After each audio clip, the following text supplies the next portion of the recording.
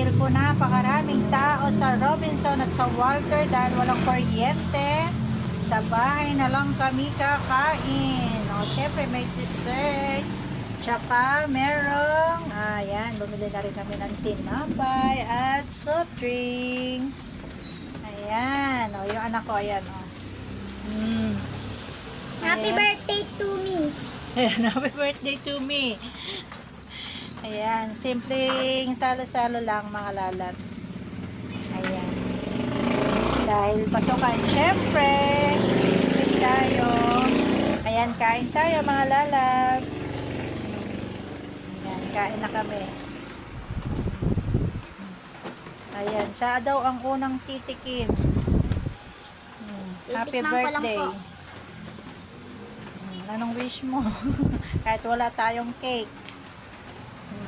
Okay lang kahit walang cake. Basta nakakain. Basta malakas katawan, no, di ba? Ah.